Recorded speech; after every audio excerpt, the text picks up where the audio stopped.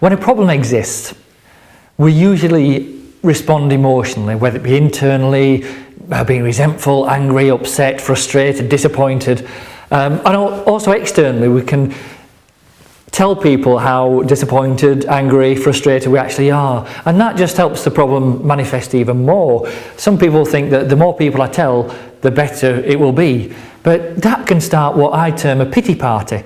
And ultimately, there's no real reason to tell lots and lots of people about a problem when one person could give you some candid guidance, advice and support for you to resolve it. So, a couple of things. First of all, stay away from pity parties.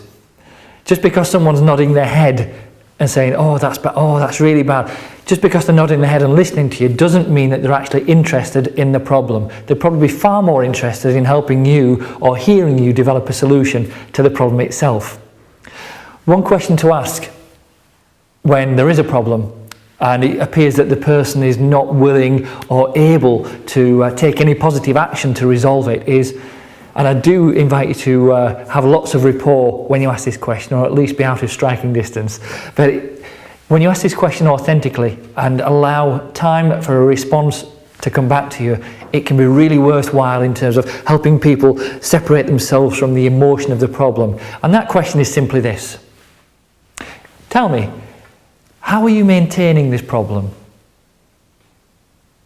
Sounds easy, sounds a little bit pointed, sounds, if said in the wrong tone or with the wrong intention, it can sound quite sarcastic or patronising. But the question is this, how are you maintaining this problem? Because if the problem does exist, they actually must be doing something to maintain it.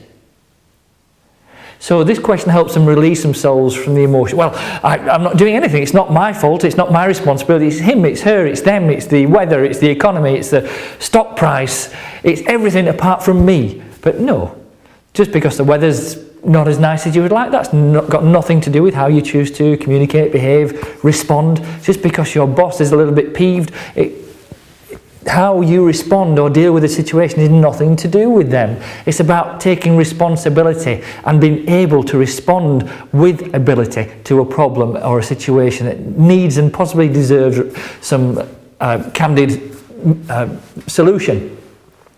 So the question is, how are you maintaining the problem? Well, I'm not. It's nothing to... No. Well, what are you not doing that perhaps you could do to resolve this problem and make the situation better? I don't know. If you did know, let's play that their brain is the world's most powerful computer, even though they don't have an owner's manual for it. But they must have a solution. Somewhere in there, it's your role to help them find that solution. Let's pretend that you did know. Act as if you did have a solution. What are two things that could really solve this problem, or at least move it forward? Well, I suppose I could do this, I suppose I could do that. Whilst it may be something confrontational in some people's minds, when you help them understand that they have a role to play in maintaining the problem but also solving the problem, and then ask a good question like, what are two things you could do? Well, I suppose I could do this, could do that. It helps them release themselves from maintaining the problem. It also helps them start to want to look for solutions. And bear in mind that solving the problem is their responsibility, not yours, but there's nothing wrong with being a good friend and a good colleague to help them do that. So the questions are going to come up again at the end of this video. Please think about 3 situations at work where you can actually use this in the next 10 days, and then please use it.